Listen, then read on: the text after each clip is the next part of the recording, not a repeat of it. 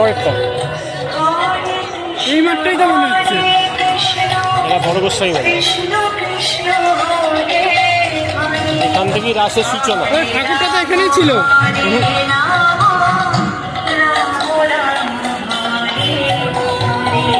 এটা এটা হচ্ছে রাধা মাধব মন্দির।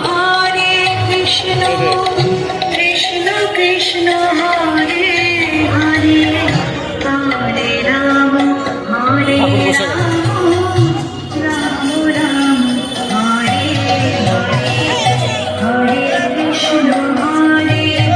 না ঠাকুর বসেনি।